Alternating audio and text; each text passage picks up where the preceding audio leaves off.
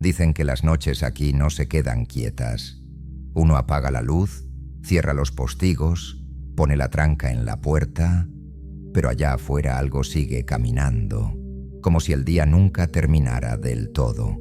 Yo ya estoy viejo, las rodillas me duelen cuando cambia el clima, y aún así, cada madrugada me sorprende mirando por la misma ventana que da al camino de tierra, con la taza de café enfriándose en la mano. Fue en esa ventana donde vi algo que me dejó sin sueño para siempre. No fue un grito ni un disparo, no. Fue una carreta de vendedor ambulante, parada justo frente a mi casa, sin bueyes, sin mula, sin nadie que la empujara. Solo la carreta, chorreando agua del sereno, las lonas moviéndose como si respiraran, y dentro, el murmullo de muchas voces hablando bajito, como si rezaran al revés. Yo conocí al dueño de esa carreta, todos aquí lo conocíamos. 3 días antes, lo habíamos visto bajar por el mismo camino, chiflando una melodía tonta, con el sombrero ladeado y la sonrisa de quien ha vendido todo lo que traía. «Ya vengo, don», me dijo, alzando la mano hacia mi ventana. «En la próxima luna lo invito a probar la cachaza que me pagaron allá en el cerro». Nunca volvió.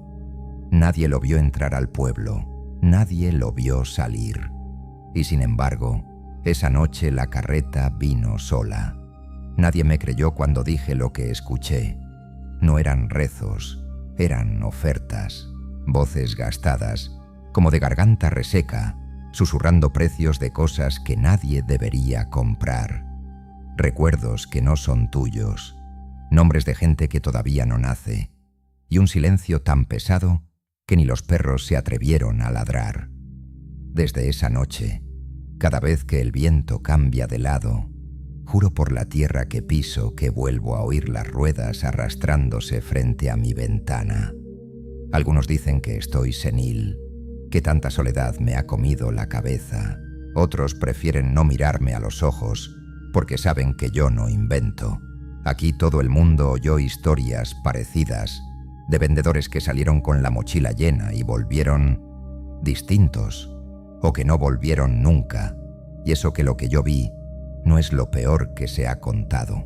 Lo más oscuro, lo que la gente baja la voz para mencionar, son las 5 historias de vendedores ambulantes que anduvieron por estos cerros y dejaron algo roto en el pueblo. 5 relatos que nadie quiso anotar en papel, pero que siguen pegados a estas paredes como el olor a humedad después de la lluvia. Yo estuve aquí, mirando desde esta misma ventana, cuando todo empezó. Y si usted tiene paciencia, le cuento. Pero no diga luego que nadie le avisó. Aviso antes de empezar. Lo que voy a contar son relatos que aquí siempre se murmuraron a media voz, entre un vaso y otro, en las cocinas, en la fila de la iglesia, en los velorios. Son cosas que yo escuché de boca de los que volvieron o de los que nunca pudieron dormir tranquilos después de cruzarse con esos vendedores. No hay nombres completos, porque aquí ya casi nadie se atreve a pronunciarlos, como si solo decirlos atrajera de nuevo sus pasos al pueblo. Si usted está escuchando esto desde la seguridad de un edificio alto, de una avenida llena de luces, tal vez le cueste imaginar lo que es vivir donde la noche realmente manda, donde la última casa está tan lejos de la siguiente que si alguien grita en medio del campo, nadie lo oye. Pero haga un esfuerzo. Cierre sus cortinas por un momento, apague la luz del cuarto y escuche el ruido más pequeño. La heladera, el vecino, un auto lejano. Aquí, en cambio, lo que se oye es el crujido de la madera hinchada por la humedad, el viento metiéndose por las rendijas de las ventanas, el raspar de las ramas secas contra el techo de chapa y, a veces, pasos que no deberían estar ahí. Mientras preparo mi café y miro hacia esas montañas oscuras, me pregunto desde qué ciudad me escuchas tú, desde qué calle iluminada, desde qué habitación tibia. Cuéntamelo en los comentarios, porque aquí ya casi nadie se atreve a hablar de esto de frente. Si vas a seguir conmigo hasta el final, mejor quédate cerca, suscríbete, deja tu marca, como quien enciende una vela en la puerta antes de entrar a una casa abandonada. Porque lo que viene no lo cuento por gusto, sino para que no digan que no sabían. Los pocos que quedamos por aquí, hemos aprendido que las historias, si no se cuentan, se pudren adentro de uno, y cuando se pudren, apestan más que el barro del río en sequía. Dicen que todo empezó con un vendedor de remedios que no conocía el camino, y con un niño al que nunca encontraron completo. Yo mismo vi cuando él cruzó el puente viejo al atardecer, con la maleta llena de frascos y el sombrero aún limpio, sin la mancha que después todos recuerdan. Esa fue la primera vez que el pueblo entendió que no todos los que vienen de fuera traen cosas buenas para vender. Pero esa historia, esa se la cuento después. Dicen que en aquel tiempo el río aún olía a limpio al amanecer. El barro pegaba en las botas, sí, pero era un barro sano, sin ese tufo agrio que tiene ahora, como si debajo del lodo hubiera algo podrido respirando. Yo me acuerdo bien de la tarde en que lo vi cruzar el puente viejo por primera vez. Era raro ver gente de fuera, y menos a esas horas, cuando el sol ya estaba cayendo detrás de los cerros y el viento comenzaba a bajar frío por las barrancas. Él venía silbando, con una maleta de cuero en la mano y una caja de madera atada con soga en la espalda. El sombrero, nuevo, sin polvo, parecía fuera de lugar en ese paisaje de tierra agrietada. Los pocos que lo vieron pasar por la orilla dijeron luego que caminaba como quien ya conoce el camino. Pero yo juraría que sus ojos se movían de un lado a otro, midiendo las casas, contando puertas, como si estuviera buscando algo que todavía no sabía nombrar. Los niños fueron los primeros en rodearlo, claro. Aquí, cualquier cara nueva es un acontecimiento. Los perros también lo olieron, se acercaron moviendo la cola, pero ninguno le ladró. Eso fue lo que a mí me quedó dando vueltas en la cabeza más tarde. Perro que no desconfía de extraño. Algo raro siente. Yo estaba apoyado en el marco de mi ventana, con el mate ya frío, mirando cómo el hombre dejaba la maleta en el suelo, justo frente a la casa de doña Teresa. Abrió la caja de madera y al levantar la tapa salió aquel olor. No era pestilencia, no. Tampoco era perfume. Era un olor limpio de más, como de medicina de hospital, mezclado con algo dulce, como anís o hinojo, pero con un fondo que raspaba la garganta. Hasta aquí me llegó. Me hizo toser. Los que se acercaron cuentan que él habló con una voz tranquila, ni muy alta ni muy baja, como si ya supiera el tono justo para calmar a la gente. Dijo que venía de lejos, de un pueblo, más allá de las 4 curvas, como si eso fuera una dirección clara. Ofrecía remedios para todo, para el dolor de huesos, para el mal de amor, para la tristeza que se pega al cuerpo, para el insomnio, para la envidia del vecino. Sacaba frasquitos de vidrio de todos los tamaños, algunos con líquidos espesos de colores raros, otros con polvos finos que parecían ceniza brillante. No son brujerías, repetía, son preparados de plantas, cosas que la ciudad desprecia pero que la tierra todavía regala. Cada frase sonaba ensayada, pero no falsa. De tanto oírlas repetir en mi memoria, casi puedo recitar su discurso completo. Yo no bajé a la calle ese primer día. Algo en la forma en que sujetaba los frascos, apretando un poco de más con los dedos, me dio desconfianza. Los viejos que se quedaron también en sus puertas, observando de lejos, luego dijeron lo mismo. Sus manos no eran manos de quien amasa barro o corta leña. Eran manos suaves, de alguien que no está acostumbrado a cargar peso, pero sí a abrir y cerrar cosas pequeñas, como cajones, como cofres, como bocas que no deberían haberse abierto. El que se le acercó con más confianza fue Joaociño. el hijo menor de Ceca del molino, un mocoso flaco, descalzo, de ojos grandes que siempre parecían estar a punto de preguntar algo. «¿Qué vende, señor?», le dijo, tirando de la manga de la chaqueta del forastero. El hombre se agachó a su altura y los que estaban cerca juran que cuando le sostuvo la mirada, los ojos del niño se quedaron quietos, como si hubiera dejado de parpadear por un rato. «Vendo alivio, muchacho», le respondió. «Para ti todavía no tengo nada. O quizás sí». Metió la mano en el bolsillo interior de la chaqueta y sacó un frasquito pequeño, del tamaño de la uña del pulgar, con un líquido transparente adentro. Lo sostuvo frente al sol, y el vidrio devolvió un brillo raro, no como el de la luz ordinaria, sino con reflejos verdosos, como de agua estancada. Los más viejos murmuraron que no era buena señal. Aquí, cuando algo brilla de verde donde no debería, la gente hace la señal de la cruz, aunque sea a escondidas. El vendedor sonrió poco, apenas levantando un lado de la boca, y dijo que aquel era un remedio para los sustos. Si alguna vez te quedas con miedo pegado al cuerpo, solo una gota de esto en la lengua y se te suelta, explicó, mirándolo como se mira a un perro que uno quiere domesticar. Suauciño alargó la mano, fascinado, pero su padre la agarró antes. Ceca nunca fue hombre de muchas palabras, pero esa tarde su voz salió más ronca que de costumbre. El niño no toma nada que no haya probado primero el padre. El vendedor ni se ofendió, al contrario, pareció gustarle la resistencia. «Así me gusta, gente prudente», dijo, guardando el frasco otra vez en el bolsillo, con un gesto rápido.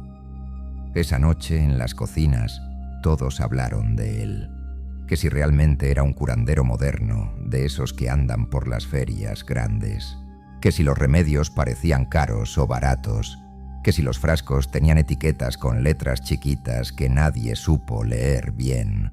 Algunos juraban que en uno de ellos se veía, flotando, algo como un ojo minúsculo, del tamaño de una semilla, que se movía cuando uno no estaba mirando.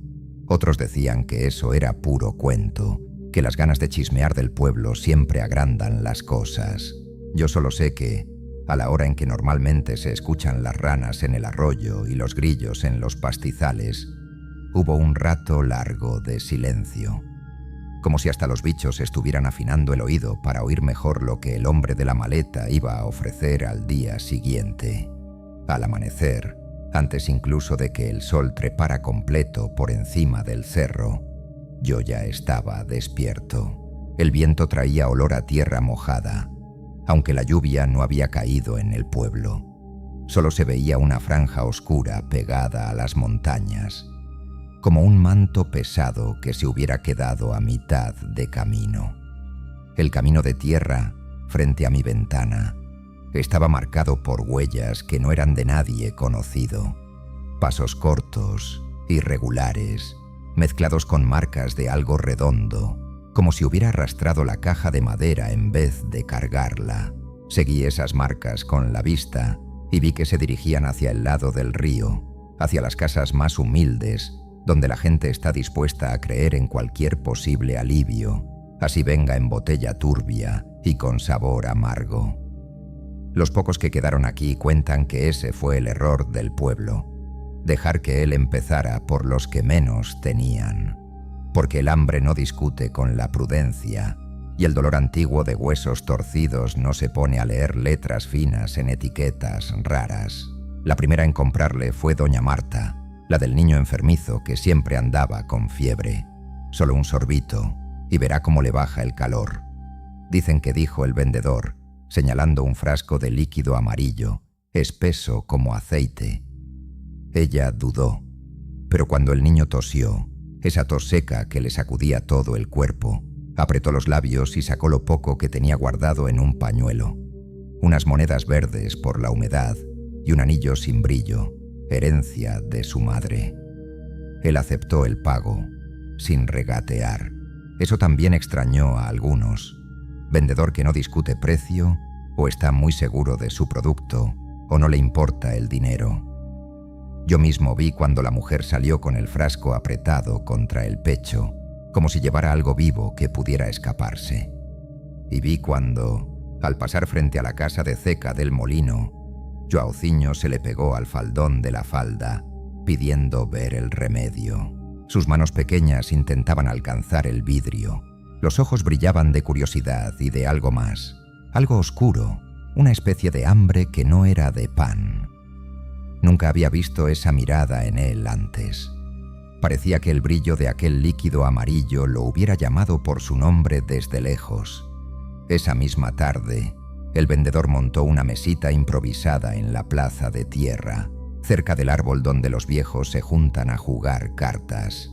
El sol pegaba fuerte, levantando chispas de calor sobre la tierra reseca, pero debajo de la sombra del árbol hacía un fresco engañoso. El hombre ordenó sus frascos con cuidado, en filas perfectas, por tamaño y color. Cada vez que alguien se acercaba, él no preguntaba qué le dolía, lo decía. «Usted no duerme bien hace años, se le nota en las ojeras». Su marido se levanta con la espalda rígida, por eso usted camina ladeando la cadera. Su hijo se despierta gritando en la noche, ¿verdad? No fallaba. Era como si hubiera estado escuchando, días antes, detrás de cada pared, tomando nota de cada suspiro. Los viejos del pueblo, desconfiados, se mantenían a distancia, pero los más jóvenes empezaron a comprar.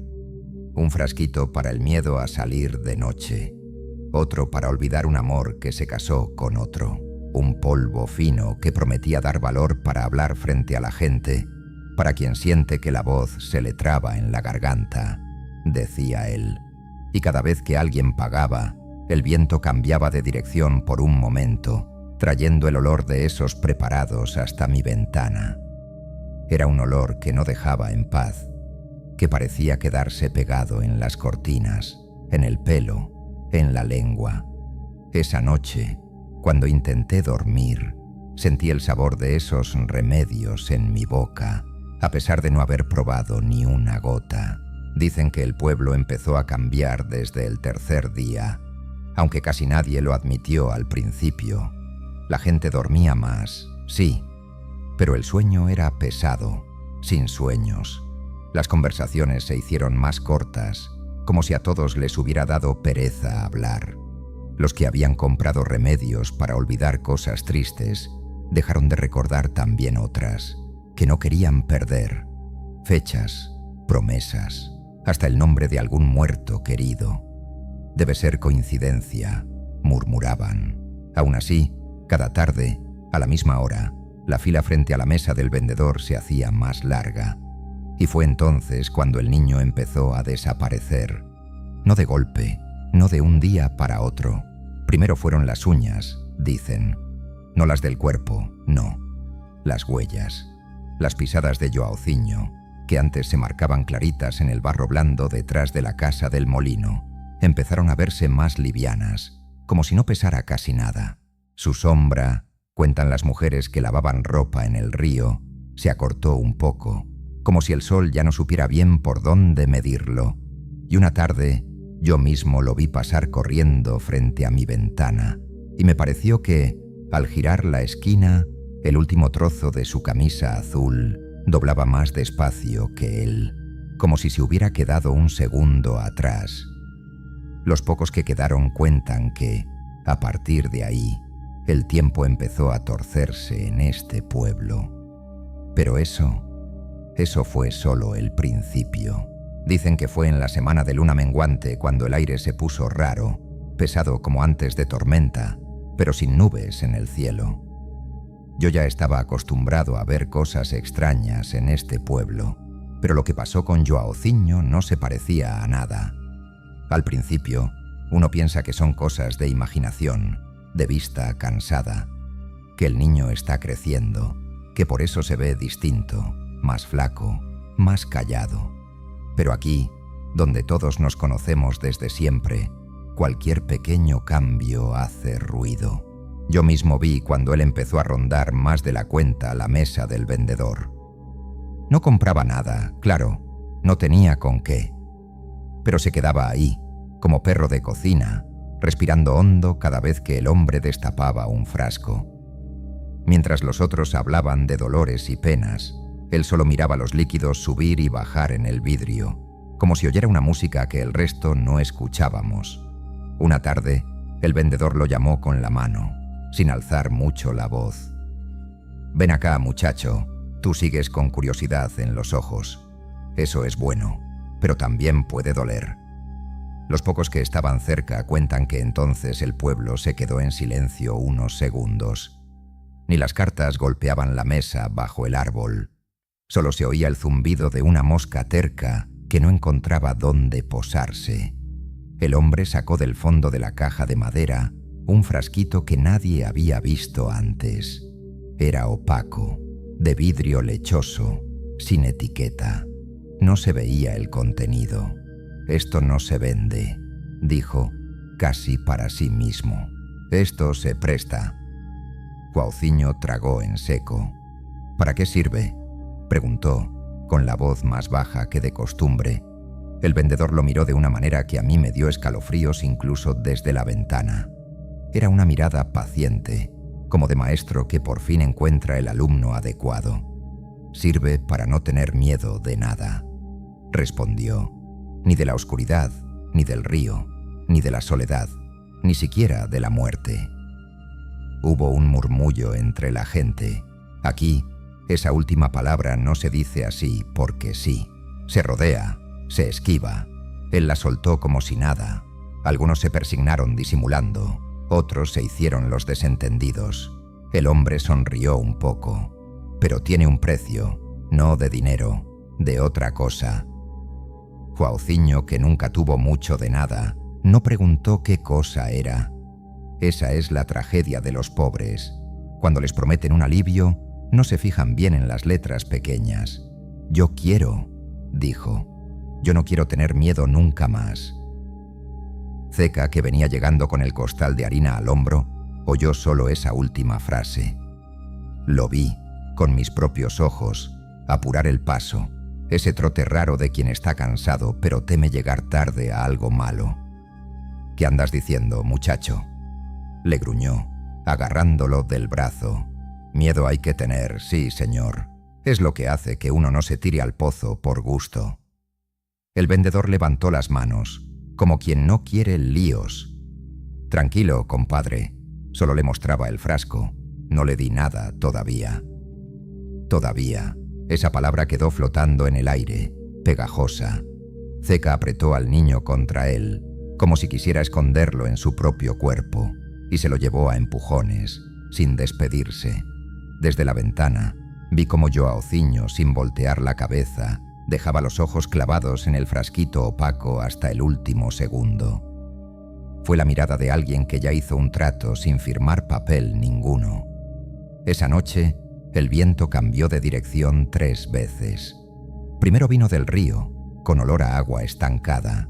Después bajó de los cerros, trayendo un frío seco que entraba por las rendijas de las ventanas.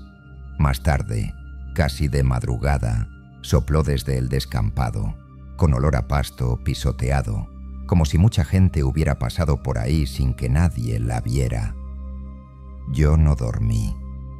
Me quedé sentado en la cama, mirando la puerta, escuchando cualquier ruidito. A lo lejos se oían de vez en cuando pasos en la calle de tierra, pero eran pasos raros, como de alguien que camina sin prisa y sin peso, arrastrando apenas las suelas. Los pocos que quedaron cuentan que esa fue la primera noche en que el pueblo soñó lo mismo. Nadie lo admitió de inmediato, por vergüenza quizá. Pero después, con el tiempo, las piezas encajaron. Soñamos con un mercado grande que no existe por aquí, lleno de puestos sin gente, solo las cosas expuestas, zapatos sin dueño, vestidos colgando sin cuerpos adentro, dientes ordenados en mantas como semillas. Al fondo, en una mesa larga, había frascos como los del vendedor, pero dentro no había líquidos ni polvos. Había pedacitos de gente, trozos de risa, un grito cortado a la mitad, un mamá que se repetía bajito, como si fuera un eco atrapado.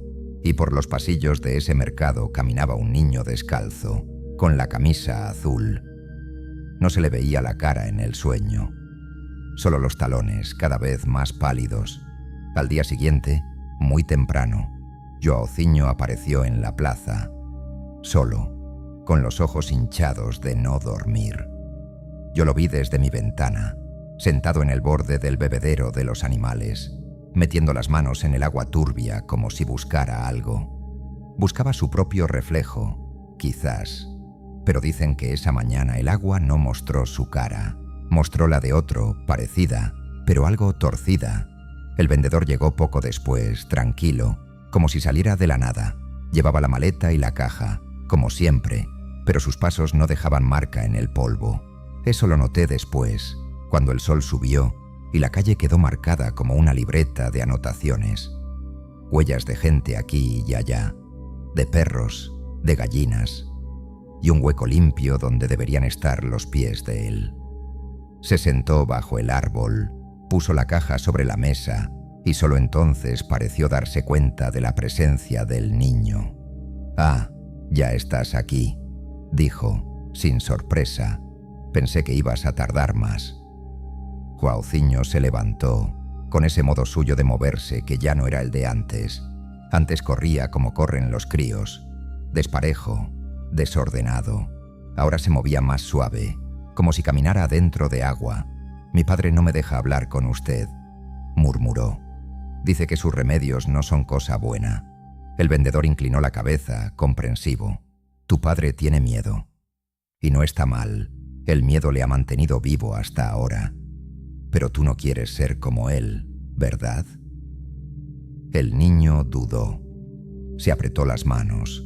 Miró hacia la calle, como buscando la figura del padre en cualquier esquina. No lo vio. «Yo solo no quiero tener miedo de la oscuridad», confesó. «Ni del río cuando se hace grande, ni de quedarme solo». El hombre abrió la caja con ese cuidado silencioso que ya le conocíamos y sacó de nuevo el frasquito opaco. Lo sostuvo entre el pulgar y el índice, y el vidrio pareció tragarse la luz del sol, quedándose como un agujero en el aire. «Una gota», dijo. «Solo una, ni más ni menos. Si tomas más, el miedo se va tanto que después no sabes dónde están los bordes del mundo». Yo no oí la respuesta del niño. El viento, justo en ese momento, sopló hacia el otro lado, llevándose las palabras, pero vi el gesto. Joaozinho alargando la mano, dedos temblorosos, y el frasco pasando a su palma. Lo apretó como quien guarda una brasa. No lo abrió ahí mismo. Lo guardó en el bolsillo. Se dio la vuelta y se fue caminando hacia el lado del río, sin mirar atrás.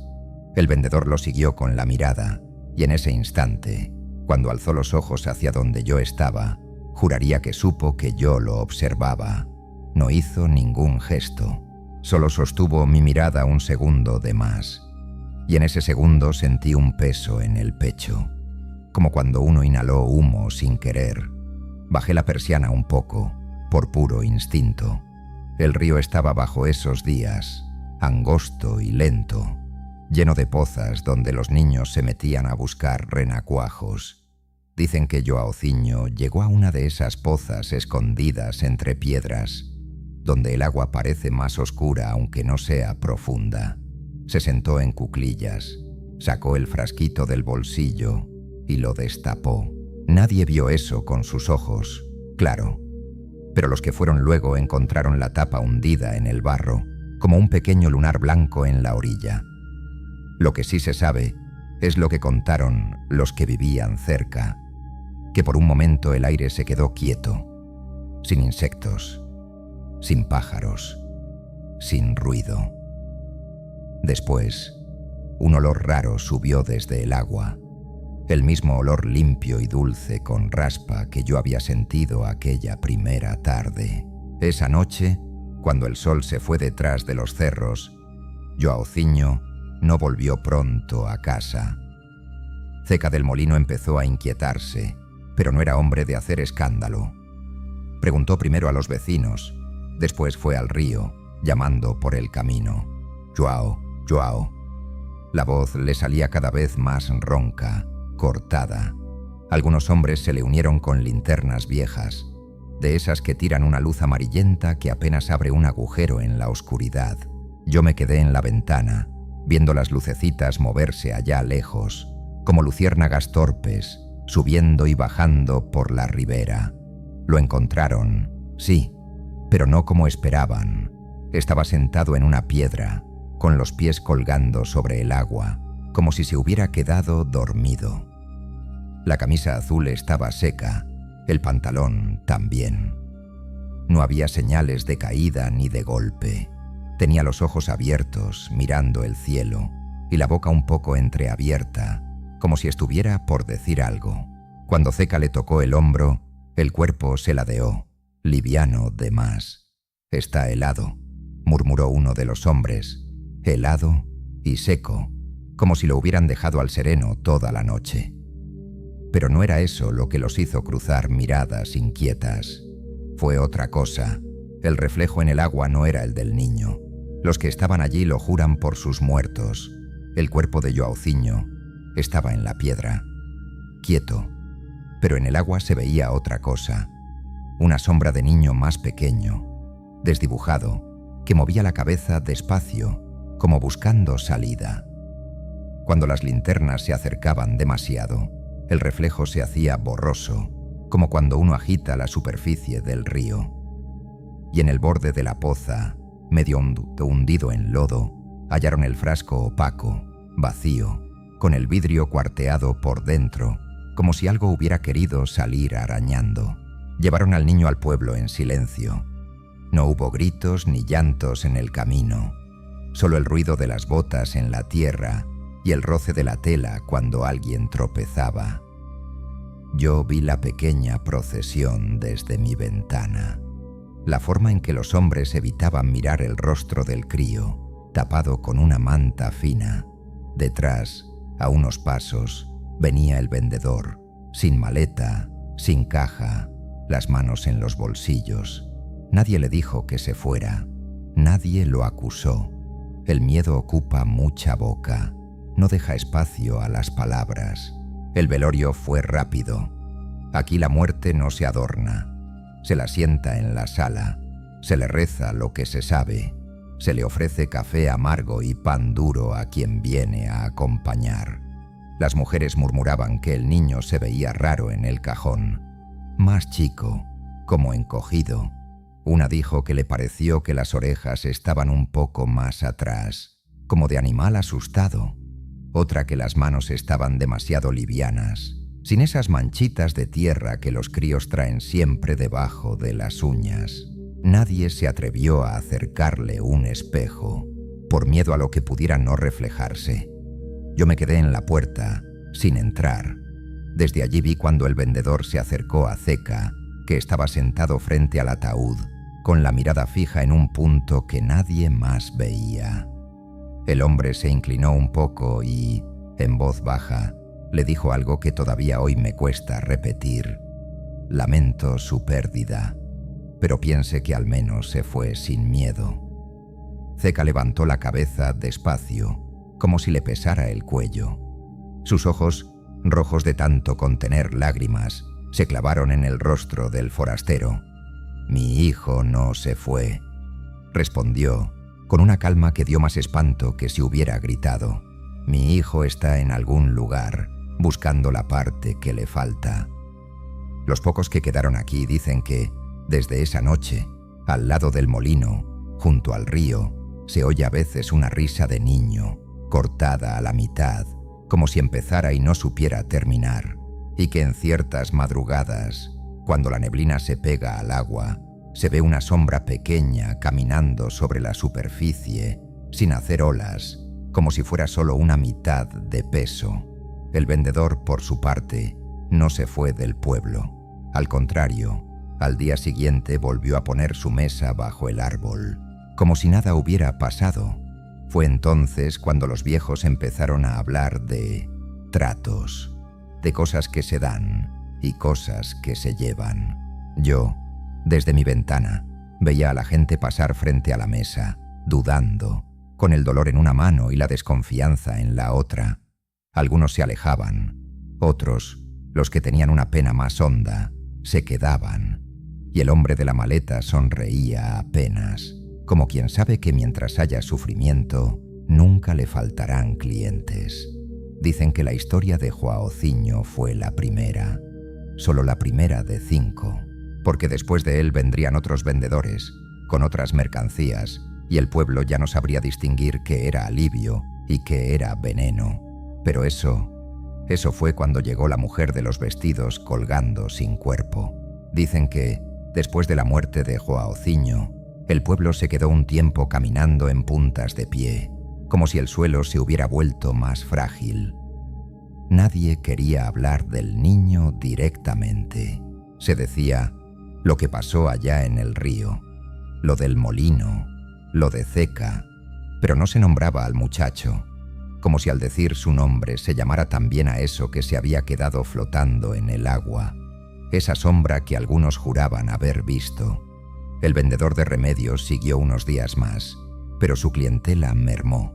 Los frascos seguían ordenados bajo el árbol, pero ahora el viento que venía del río parecía darles la vuelta de lejos, como si ni él quisiera rozar esas botellas. Yo mismo vi cuando el hombre empezó a levantar menos la vista. Ya no llamaba a la gente por sus dolores. Esperaba a que se acercaran solos. Y cada tarde que pasaba, su figura se hacía un poco más descolorida, como si el pueblo entero se hubiera puesto de acuerdo en no recordarlo con tanta fuerza. Hasta que un día simplemente ya no estaba. No hubo despedida ni última venta. Al amanecer, la plaza amaneció vacía, sin mesa, sin caja, sin frascos. Solo quedaban en la tierra marcas cuadradas, como de algo que se hubiera apoyado ahí mucho tiempo. Algunos dijeron que se fue de madrugada, otros que nunca fue de verdad de carne y hueso. Yo la verdad no sé. Solo sé que la calma que vino después no fue alivio. Fue una calma hueca, como esos silencios que uno sabe que no durarán. Pasaron semanas sin forasteros. El puente viejo se veía limpio, sin huellas nuevas. El molino seguía girando, tozudo, marcando los días como si nada hubiera cambiado. Pero algo sí cambió. La manera en que la gente miraba el camino. Antes, cualquier carro que aparecía a lo lejos traía curiosidad, esperanza de noticias o productos. Después de lo de Joaociño, cada silueta en el horizonte levantaba primero una pregunta silenciosa. ¿Qué nos viene a cobrar ahora? Los pocos que quedaron cuentan que fue en la primera neblina espesa del año cuando vieron a la mujer. No vino en carro ni en carreta. Vino caminando, que es peor. La neblina bajó de los cerros como leche derramada, tapando los techos, borrando las copas de los árboles. Desde mi ventana, apenas veía las cercas bajas de enfrente. El aire olía a ropa húmeda, a leña mojada, a lana guardada demasiado tiempo. Y en medio de esa blancura sucia, se oyó primero el sonido, el roce seco de perchas de madera chocando unas contra otras, el suave chasquido de ganchos metálicos, como si una tienda entera hubiera decidido caminar sin edificio. Yo mismo vi, apenas la neblina aflojó un poco, la línea de vestidos aparecer por el camino de tierra. Eran muchos, colgando de una vara larga apoyada en los hombros de la mujer. Vestidos de colores que aquí no se usan. Rojos encendidos, azules profundos como agua de pozo, amarillos que dolían en los ojos. Algunos eran largos, pesados, con encajes finos. Otros, ligeros, casi transparentes, que parecían respirar solos cuando el viento pasaba. Lo que más llamaba la atención no eran los vestidos en sí, sino la manera en que se movían. No colgaban muertos, como ropa recién lavada. Se mecían con un ritmo que no seguía al viento, como si cada uno tuviera su propio modo de recordar un cuerpo que ya no estaba adentro. La mujer que los cargaba tenía la espalda recta, demasiado recta para tanto peso. Sus pies iban descalzos en el barro frío, pero no se manchaban. Llevaba un sombrero sencillo, de ala caída, que le tapaba la mitad de la cara. Lo poco que se veía de su piel era pálido de una forma rara, no de enfermedad, sino de alguien que ha pasado demasiado tiempo a la sombra. A diferencia del vendedor de remedios, ella no olía a nada, ni a perfume, ni a sudor, ni a tierra. Era como si el aire evitara rozarla. Las mujeres del pueblo fueron las primeras en salir a mirar, con el delantal todavía puesto, las manos húmedas de lavar platos o ropa. Aquí no se ve tan seguido ropa bonita. Lo que hay se remienda hasta que la tela ya no aguanta aguja.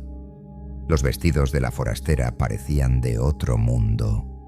Ropa de ciudad, murmuraban algunas. Ropa de muerta, decían otras muy bajito. Los hombres miraban de lejos, con esa mezcla de desconfianza y curiosidad que les da ver colores fuertes demasiado cerca de la tierra seca. La mujer se detuvo en la plaza, justo donde antes se sentaba el vendedor de remedios. Eso a mí me hizo un nudo en el estómago. Parecía que el pueblo ya tuviera un lugar marcado para los que vienen a vender cosas que no se deberían comprar. Apoyó la vara con los vestidos entre el árbol y un poste, y el sonido de las perchas acomodándose fue casi un suspiro.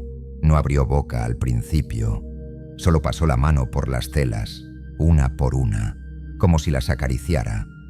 Los vestidos respondían al gesto, ondulando un poco, como si reconocieran el contacto. Cuando por fin habló, su voz era suave, pero no dulce. Tenía ese tono de quien está cansada de repetir lo mismo en 1000 lugares distintos. Traigo vestidos que ya conocieron cuerpo, dijo. No dijo usados, dijo que ya conocieron cuerpo, y eso se quedó pegado a quien la oyó. No hay engaño en la tela que ya se estiró y encogió con la vida. Cada uno tiene memoria de quien lo llevó puesto. Si a alguno les queda bien, es porque algo de ustedes se parece a quien se fue. Hubo un murmullo. Aquí la gente cree en esas cosas, aunque finge que no. Ropa heredada que trae suerte mala, trapos viejos que no se tiran porque la abuela los usó. La idea de ponerse un vestido con memoria no era tan descabellada, pero la forma en que ella lo decía, como si estuviera ofreciendo no ropa, sino biografías, incomodaba. Una muchacha joven, recién casada, fue la primera en acercarse. ¿Y cuánto pide?, preguntó, mirando un vestido verde oscuro que parecía beberse la luz. La mujer levantó la vista apenas. Sus ojos eran de un color indefinido, ni claros ni oscuros, pero con un brillo duro, como piedra pulida por el río. «Depende», respondió, no de la tela, sino de lo que cada una esté dispuesta a dejar adentro. A la muchacha se le escapó una risa nerviosa. «Yo no tengo mucho que dejar, señora. Apenas un par de recuerdos y una cocina chica». La forastera torció la boca, no en sonrisa, sino en un gesto que parecía lástima mezclada con hastío. Todos tienen algo que dejar. A veces es un miedo, a veces es una vergüenza, a veces es una promesa que no piensan cumplir. El vestido se queda con eso, y a cambio les presta un poco de lo que guardó del cuerpo anterior. Hablaba como si estuviera describiendo un trueque de mercado cualquiera, pero cada palabra entraba en la gente como espina fina. Yo, desde mi ventana, sentía la piel de los brazos erizarse. No era solo por lo que decía, sino por cómo lo decía, como quien conoce demasiado bien el cansancio ajeno. Los pocos que quedaron aquí cuentan que, al oírla, varias mujeres sintieron al mismo tiempo una punzada en el pecho, un recuerdo de algo que habían querido olvidar, una noche, un nombre, una decisión a escondidas. Y miraron los vestidos como quien mira un pozo, con miedo, pero con sed. La primera en probarse uno fue Lourdes, la de la tienda pequeña. Nunca tuvo nada de lujo. Siempre llevaba los mismos vestidos apagados, de colores que se confunden con el polvo. Aquella tarde, sus ojos se quedaron pegados en un vestido rojo, de tela espesa, con bordados negros en el borde de las mangas. No era su talla, a simple vista. Parecía hecho para alguien más alta, más ancha de caderas. Pero cuando la forastera lo descolgó y se lo ofreció, el vestido se encogió apenas, el dobladillo subió un dedo, el talle pareció ajustarse solo. «Pruébelo», murmuró la mujer. «No se mira al espejo hasta que el vestido esté cerrado». Lourdes se fue detrás de una sábana que colgaron a las apuradas, improvisando probador. Desde afuera se oía el roce de la tela contra la piel, el crujido suave de las costuras acomodándose. Las vecinas contenían la respiración. Cuando ella salió, hubo un silencio raro. El vestido le quedaba como hecho a medida. Más que eso, el vestido la hacía ver distinta.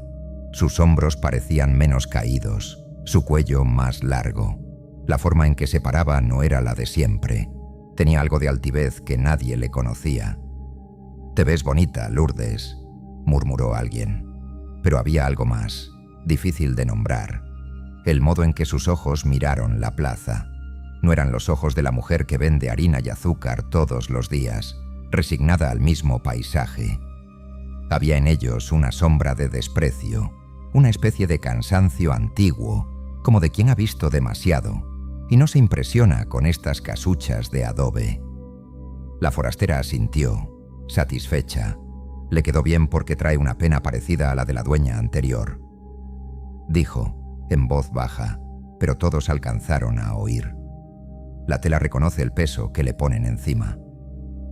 Lourdes se miró las manos, como si no fueran del todo suyas. «¿Cuánto es?», preguntó. La mujer no pidió dinero. La dejó hablar, confundir, ofrecer monedas, un pollo, un saco de maíz. Al final movió la cabeza. «No, este vestido solo se lleva si usted deja algo suyo colgando entre los otros, una parte que ya no quiera cargar». Se hizo un frío raro, aunque el sol todavía estaba alto. «¿Qué parte?», balbuceó Lourdes. «La que quiera», respondió la vendedora. «Una risa que no use, un recuerdo que no soporte ver, un temor que la tenga despierta. El vestido lo guarda. A cambio, le presta un poco del coraje y la belleza de quien lo usó antes». Nadie entendió bien cómo se hacía ese intercambio. No hubo corte, ni sangre, ni gestos raros. Lourdes solo cerró los ojos un segundo, respiró hondo, y cuando los abrió otra vez, algo en ella estaba apagado. Yo, desde la ventana, vi que su risa, cuando alguien le hizo una broma para romper la tensión, ya no subía tanto a los ojos. Sonó hueca, sin chispa. Esa noche, el pueblo habló del vestido rojo más que de la vendedora. Que si Lourdes se veía más joven, que si caminaba como quien conoce otros lugares, que si, al cerrar la tienda, se quedó un rato largo mirándose en el pedazo de espejo colgado en la pared, tocándose el cuello, las caderas, como comprobando que el cuerpo era suyo. Nadie habló aún del precio. Eso se vería después. Los días siguientes, los vestidos se fueron yendo de a poco. Una viuda se llevó uno negro, de tela pesada, que al caminar hacía un sonido como de suspiro atrapado. Una chica tímida compró uno azul claro, sencillo, pero con una cinta en la cintura que parecía apretarle no la carne, sino las dudas. Cada una que volvía a casa con su prenda nueva sentía, al principio, un alivio raro. Caminaban más derechas, hablaban un poco más alto, se atrevían a contestar cosas que antes tragaban. Los maridos comentaban entre risas nerviosas que las esposas estaban demasiado bonitas últimamente. Algunos se enojaban, otros en secreto lo agradecían. Yo mismo vi, con mis ojos viejos, cómo la plaza cambió de colores. Donde antes todo era marrón y gris, empezaron a verse destellos de rojo, azul, verde. Las faldas se movían distinto, los cuerpos parecían recordar pasitos de baile que nunca habían aprendido aquí. Pero junto con esos colores empezaron a faltar otras cosas. A Lourdes, por ejemplo, le fue desapareciendo el miedo a decir que no. Al principio fue bueno. Dejó de fiar a quien nunca pagaba.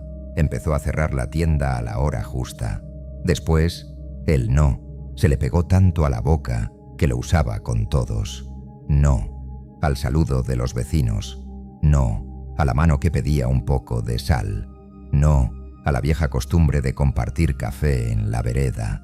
Su risa, esa risa fácil que tenía para cualquiera, se fue deshilachando, hasta que un día, cuentan, alguien le hizo un chiste y ella solo lo miró como si no entendiera el idioma. A la viuda del vestido negro le pasó otra cosa. Ella había cargado por años con un miedo grande, el de morirse sola en la casa, sin que nadie se diera cuenta. Después de ponerse el vestido nuevo, el miedo se le fue. Tanto se le fue que dejó de cerrar la puerta con tranca.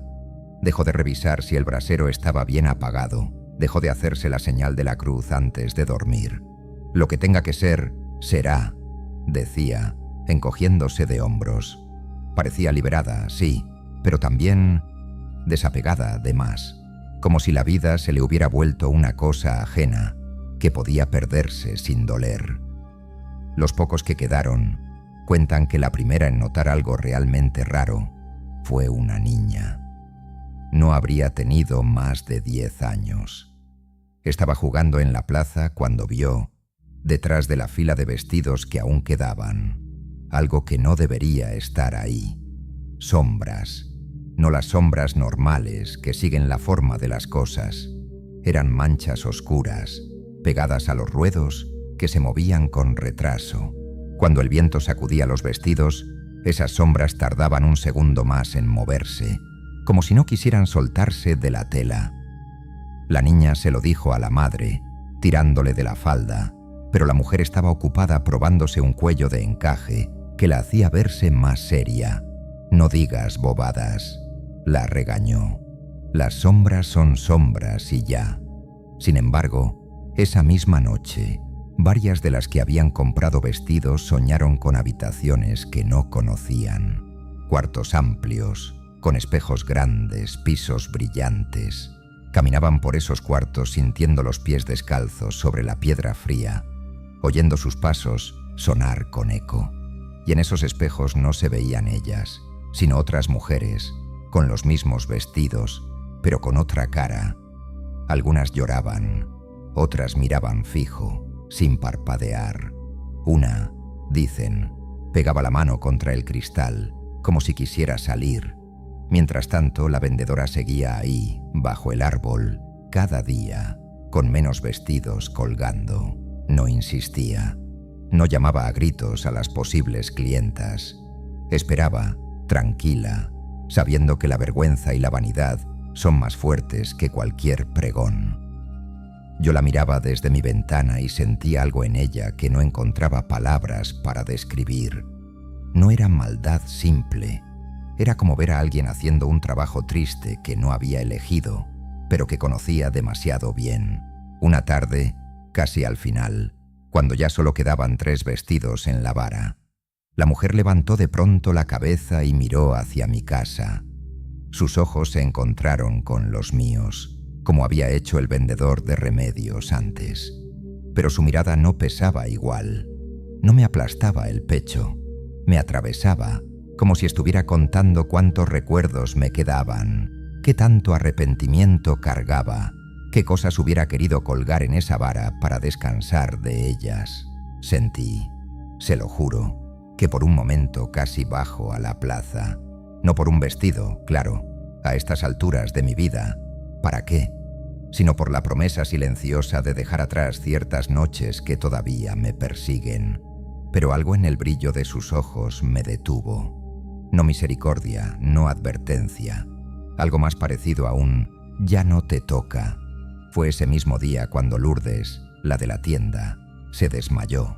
Estaba cobrando unas monedas cuando, de repente, se quedó inmóvil, con la mirada perdida en un punto detrás del cliente. La mano se le quedó extendida, esperando el dinero que ya tenía entre los dedos. Después, sin un suspiro, sin aviso, cayó al suelo, como si le hubieran cortado los hilos que la sostenían. No fue un desmayo común. Los que estaban allí contaron que, Un segundo antes de caer, vieron algo salir de sus ojos, una especie de brillo tenue, como la luz de un fósforo apagándose. Corrieron a ayudarla, le echaron agua en la cara, la abanican, la llamaron por su nombre. Tardó mucho en reaccionar. Cuando por fin abrió los ojos, preguntó dónde estaba, quién era el hombre frente a ella, qué hacía en esa tienda. No reconoció sus cosas, ni su propio mostrador. Sabía sumar, sabía hablar, pero había olvidado pedazos enteros de su vida. Esa noche, la forastera no durmió en ninguna casa. Se quedó sentada junto a la vara de vestidos, envuelta en un chal oscuro, mirando el cielo sin estrellas. Lo sé porque yo tampoco dormí, y desde mi ventana veía su silueta quieta como un poste más. A veces, el viento levantaba apenas las telas que quedaban colgando, y se oía, mezclado con el roce de la tela, algo como un susurro muy bajo, muchas voces a la vez, diciendo cosas que no alcancé a entender, como oraciones dichas al revés, o como gente discutiendo debajo del agua. Al amanecer solo quedaba un vestido colgando, uno gris, sencillo, casi feo, que nadie había querido. La mujer lo dobló con cuidado, lo guardó en una bolsa de tela y se echó la vara al hombro. Empezó a caminar hacia el puente sin mirar atrás. Nadie la despidió. Nadie le pidió explicaciones. Las mujeres se quedaron con sus vestidos nuevos, tocándose la tela con manos incrédulas. Algunos hombres, en voz baja, dijeron que todo aquello eran tonterías, que la mente de Lourdes ya venía fallando de antes, pero en sus ojos había miedo. Miedo a que sus propias mujeres, envueltas en esas telas extrañas, empezaran a olvidar también. Los pocos que quedaron aquí cuentan que, desde entonces, cada vez que muere alguien en el pueblo y se abre el viejo ropero de la familia, hay siempre, entre la ropa gastada, una prenda que nadie recuerda haber comprado. Un vestido rojo, un negro, un azul. Y que cuando se lo sacude, antes de guardarlo para trapo, cae al suelo algo que no es polvo, un suspiro pesado, un nombre sin dueño, una risa que se apaga, cosas que no hacen ruido al tocar el piso, pero que llenan la casa de una tristeza nueva. Dicen también que, en las madrugadas de neblina, si uno se para junto al puente viejo y afina bien el oído, puede oír el chasquido de perchas de madera acercándose desde la nada. Yo mismo, más de una vez, me he quedado despierto escuchando ese ruido seco mezclado con el de las ranas en el río. Y pienso en todas las cosas que la gente estaría dispuesta a colgar en una vara con tal de caminar un rato más derechita por la plaza. Pero la mujer de los vestidos no fue la última en pasar por aquí. Después de ella vino alguien peor, no porque trajera cosas feas, sino porque lo que vendía no se podía ver ni tocar. Y ese, créame, fue el que más hondo dejó su marca, el hombre que ofrecía silencio. Dicen que el silencio, cuando es sano, tiene cuerpo, se siente en la casa como un animal dormido. Respira, se mueve un poquito, deja espacio para que uno piense.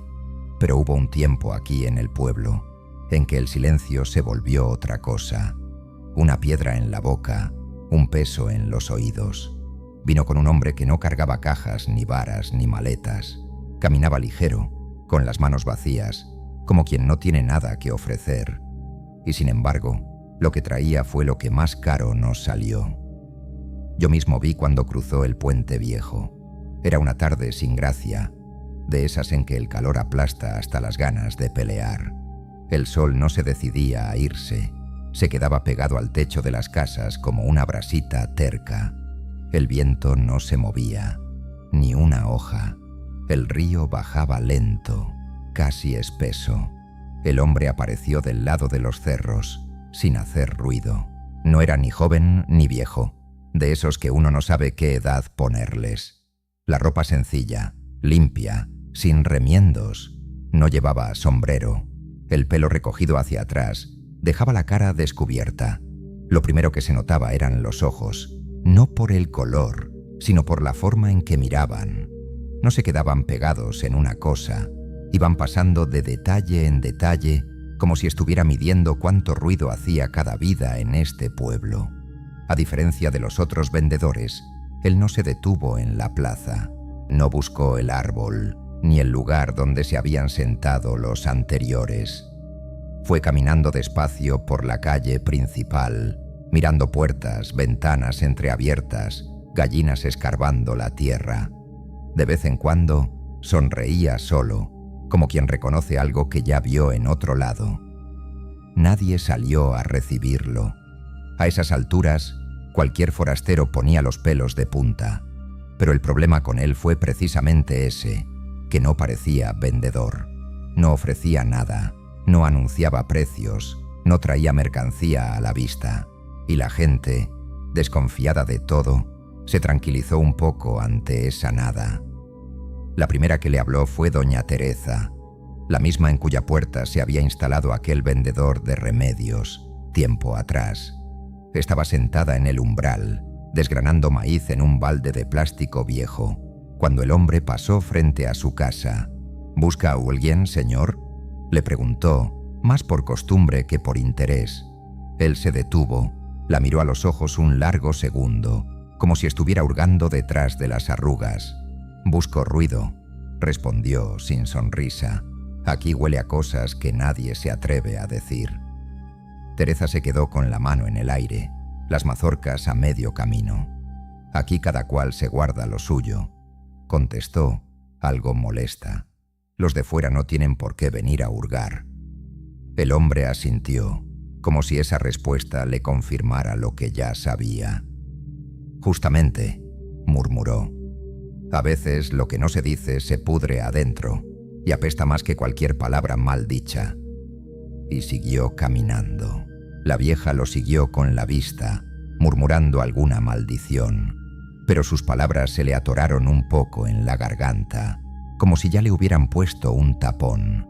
Los pocos que quedaron cuentan que, hasta esa tarde, no se escuchaba tanto ruido en el pueblo como se pensaba. Claro que había voces, sí, pero eran siempre las mismas. Chismes repetidos, quejas de siempre, promesas al aire. Lo que pesaba, lo que de verdad cargaba cada uno, se quedaba atrás de los dientes. El hombre del silencio pareció olfatear justamente eso. No ofrecía alivio para dolores del cuerpo, ni vestidos para cubrir vergüenzas. Ofrecía otra cosa más rara, un lugar donde dejar lo que uno no se atrevía a decir. Su puesto no fue la plaza ni el árbol, fue la capilla abandonada al final del camino, la que nadie usaba desde que el cura viejo se fue y nunca llegó reemplazo. Ese edificio chico, de paredes húmedas y techo torcido, llevaba años siendo nido de murciélagos y guarida de gatos flacos. La puerta principal casi no abría, hinchada por la lluvia de otros tiempos. Pero esa noche, cuando el sol terminó de caerse detrás de los cerros, una luz tenue empezó a brillar desde adentro. No era luz de vela ni de lámpara conocida. Era una especie de resplandor pálido, como el de la luna pasando por una botella de vidrio sucio. Yo, desde mi ventana, vi algo que me llamó la atención. Gente caminando hacia la capilla, gente que normalmente no salía de noche, mujeres con chal sobre la cabeza, hombres con los hombros encogidos, como queriendo hacerse más chicos.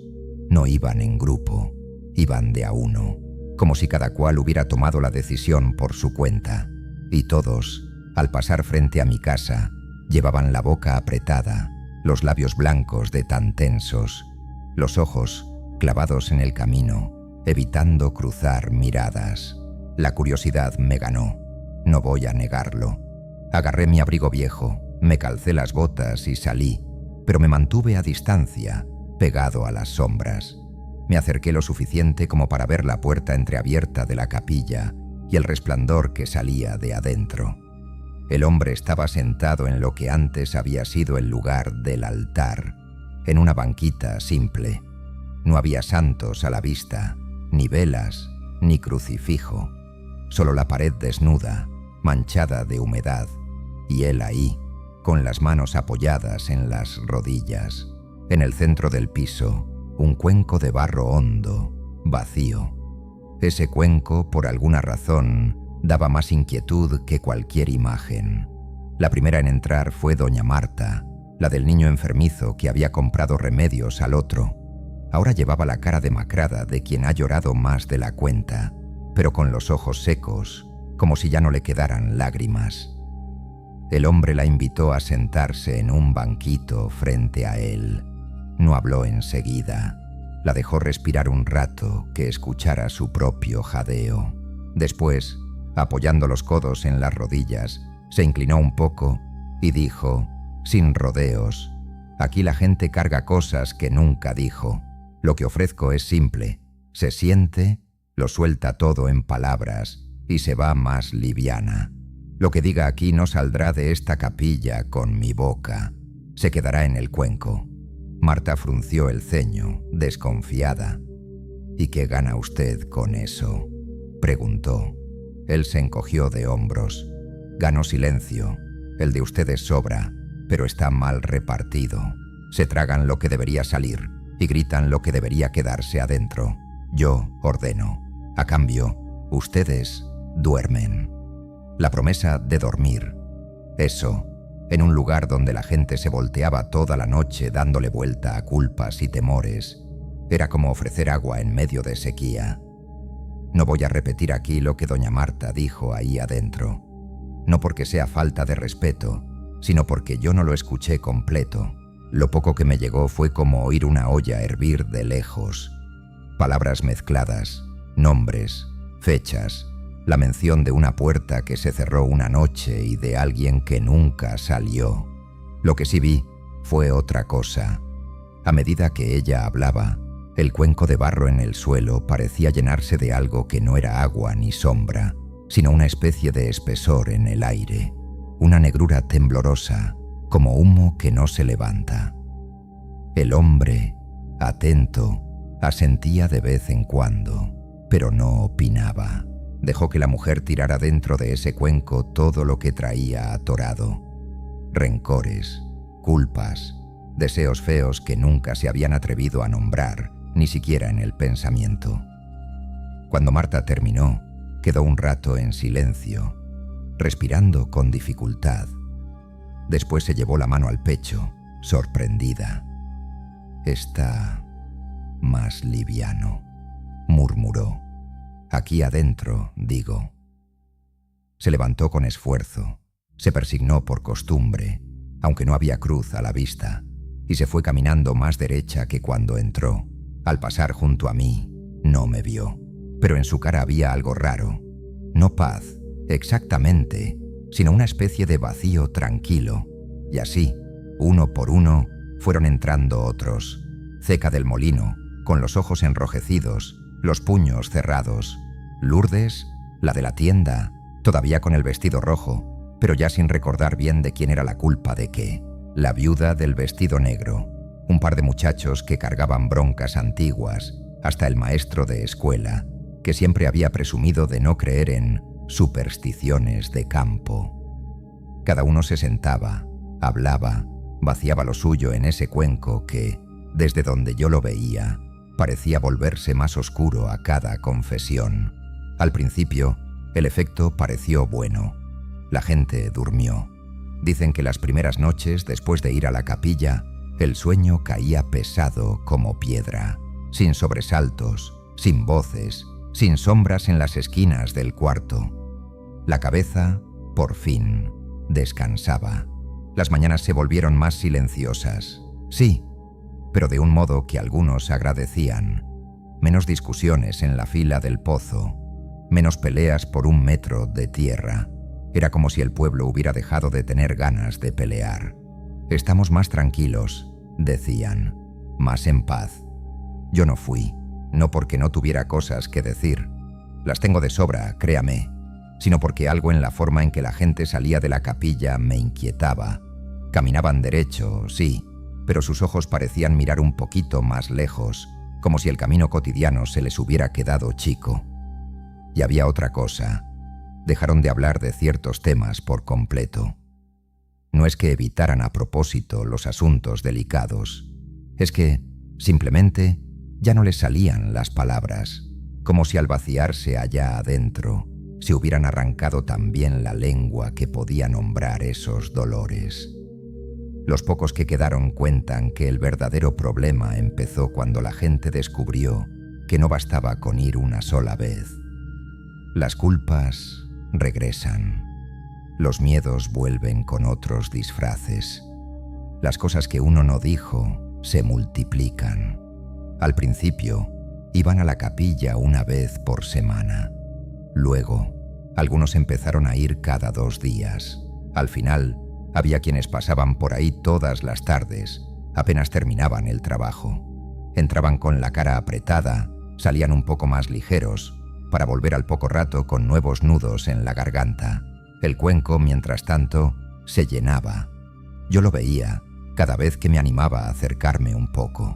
No era líquido lo que guardaba, pero se veía la superficie espesarse, como grasa fría. Cuando alguien se sentaba y empezaba a hablar, ese espesor temblaba, vibrando al ritmo de la voz. De vez en cuando, una burbuja lenta subía desde el fondo y explotaba sin ruido, soltando un olor agrio, mezcla de metal y lodo. La primera vez que el viento trajo ese olor hasta mi nariz, me dieron ganas de vomitar. Era el mismo tufillo que tiene el río en los días más secos, cuando deja al descubierto lo que nadie quiso ver. Una noche, el maestro de escuela salió de la capilla con la cara muy blanca. Caminó directo hasta la casa grande de reunión, donde a veces se juntaban los hombres a discutir cosas del pueblo. Entró sin tocar, paró en medio de la sala, miró a todos y con una calma extraña dijo: «Tengo que decirles algo de lo que me enteré aquí adentro». Pero al intentar hablar, no le salió sonido. Abrió la boca, movió la lengua, el cuello se le marcó de esfuerzo. Y nada, ni un susurro. Las venas de la frente se le hincharon, los ojos se le llenaron de agua. Se agarró el cuello con las manos, como si tuviera una soga invisible apretándole la garganta. Cayó de rodillas, boqueando, pero sin que saliera ni aire. Los demás se levantaron, asustados, le trajeron agua, le dieron golpes en la espalda. Nada. Al final, uno de ellos, por pura desesperación, lo abofeteó fuerte. El maestro entonces soltó un gemido tosco, un sonido feo, como de animal herido, pero ninguna palabra. Desde ese día se quedó casi mudo. Podía contar, dar instrucciones cortas, pero cuando intentaba hablar de eso que había querido decir aquella noche, la voz se le rompía en pedazos. Ahí empezaron a murmurar que el hombre del silencio no solo se llevaba lo que uno quería sacar, sino también la capacidad de volver a tocar ciertos temas, como si marcara territorio dentro de la garganta de cada uno, diciendo: «Aquí ya puse mis manos, de aquí en adelante esto me pertenece». Algunos intentaron dejar de ir, aguantaron unos días, pero el peso en el pecho volvió. Las noches se hicieron largas otra vez, y el pueblo ya le había tomado el gusto a ese sueño sin sobresaltos. Así que volvían, siempre volvían. Yo mismo vi, una madrugada, algo que aún me mantiene despierto a veces. Había habido tormenta de tarde, con truenos gordos y lluvia corta, de esas que solo levantan más vapor de la tierra. Quedó un silencio raro después, como si hasta las ranas estuvieran cansadas de cantar. Me asomé a la ventana y vi la silueta del hombre saliendo de la capilla, cargando el cuenco en brazos. Lo llevaba como quien carga a un niño pesado, dormido. El contenido, oscuro, se movía lento, casi pegado a las paredes. Caminó hacia el río, sin prisa. Yo, por instinto, apagué la lámpara, pero seguí mirando desde la sombra. Llegó a la orilla, se quedó un rato quieto, como escuchando. Después, sin ceremonia, sin rezos, inclinó el cuenco sobre el agua. Lo que cayó no hizo chapoteo, no era líquido. Era más bien como si se hubiera derramado una sombra compacta. Por un momento el río dejó de reflejar la luna y yo solo vi una franja negra, espesa, extendiéndose corriente abajo. El hombre miró cómo se alejaba esa negrura, desapareciendo hacia las partes del río que no vemos desde aquí. Después volvió a la capilla con el cuenco vacío, colgando inofensivo en una mano. Esa noche dormí poco, imaginando a qué orillas iría a pegarse toda esa basura de palabras no dichas. Con el tiempo, el pueblo se volvió distinto. No es que se haya quedado mudo, no. La gente seguía hablando del clima, de las cosechas, de las gallinas que ponían menos. Pero había un montón de temas que ya no surgían jamás. Nadie mencionaba a Joaociño. Nadie nombraba a la mujer de los vestidos. Las discusiones grandes, las que antes terminaban en portazos o en golpes, se apagaron. Si algo dolía mucho, se iba a la capilla. Si algo daba vergüenza, se iba al cuenco. Si algo generaba envidia, resentimiento, rabia, se tiraba allí también. Parecía bueno, pero había un precio. La gente empezó a olvidarse de por qué estaba enojada, de por qué estaba triste, de por qué tenía miedo. Quedaba solo el gesto vacío, la cara seria, la mirada dura, pero sin historia detrás. Se volvieron, ¿cómo decirlo?, más fáciles de manejar. Basta con un poco de orden, de costumbre, para que un pueblo sin memoria haga lo que se le manda. El hombre del silencio no mandaba en nada, al menos no directamente, pero había plantado su tienda, porque eso era al final la capilla, un puesto de mercado. En el centro de lo que nos hace personas, la capacidad de contar lo que nos ha pasado. Una tarde, Lourdes se paró en medio de su tienda, miró las estanterías, las latas, los sacos, la balanza y dijo en voz alta: ¿por qué estoy tan cansada? No se refería al cuerpo. Se tocó las sienes como quien busca una memoria que no encuentra. Intentó recordar cuándo fue la última vez que se rió de verdad, de esas risas que la hacían doblarse sobre el mostrador.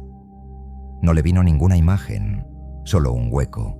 Fue hasta la puerta, miró la calle pálida, las gallinas, el polvo, y murmuró: algo me sacaron y no me avisaron. Los pocos que quedaron aquí cuentan que, al tiempo, el hombre anunció que se iba. Lo hizo sin alboroto, en una de esas noches en que había más gente de lo habitual en la capilla. No puedo quedarme siempre en el mismo lugar, dijo, sentado en su banquito, el cuenco a medio llenar entre él y la gente. El silencio, si se apolilla, ya no sirve. Ustedes tienen lo que necesitan para seguir callando solos. Algunos protestaron, con una especie de desesperación suave. ¿Y quién nos va a escuchar entonces?, preguntó una mujer, apretando el rosario entre los dedos, aunque hacía años que no se rezaba ahí. Él la miró, pero esta vez con cierta ternura. Ya se acostumbraron a no escucharse a ustedes mismos. Lo demás da igual, respondió. Esa fue la única vez que lo vi dudar un segundo. Salió de la capilla al amanecer, el cuenco vacío colgando una vez más de su mano. Cruzó el puente viejo sin volverse. Nadie lo despidió en voz alta, pero al rato de que su figura se perdió entre la bruma baja del río, se levantó en el pueblo un murmullo, como una colmena revuelta. Gente que entraba a la capilla, que miraba el cuenco, que se sentaba sola en los bancos rotos, intentando hablar, y no pudiendo. La costumbre de tragar se había vuelto más fuerte que cualquier intento nuevo. Desde entonces, el pueblo cambió su manera de guardar las cosas. Dejamos de confiar en paredes y cuencos y empezamos a enterrar. No solo muertos, también secretos. Debajo de los pisos, en los patios, al pie de los árboles más viejos, hay historias que nunca se dijeron, pero que la tierra conoce. Yo, con estos ojos míos, he visto más de una vez cómo alguien va de noche, pala al hombro, a cavar un hoyo que no es para plantar nada. Dicen que el hombre del silencio no fue el último. Después vinieron otros, el de las fotos que mostraban cosas que todavía no habían pasado, la vieja que vendía nombres nuevos para quienes querían dejar de ser quienes eran. Pero hay uno en particular que yo no puedo olvidar, quizá porque fue el que más cerca pasó de mi puerta. No vendía objetos, ni alivio, ni olvido. Vendía algo peor, promesas de salida. Un vendedor ambulante que llegaba de noche con una voz suave, diciendo que, si uno lo seguía, nunca más tendría que ver este pueblo. Y hubo quien le creyó. Pero esa historia, esa es la quinta. Y es la que aún hoy me hace cerrar la ventana antes de que se haga del todo de noche.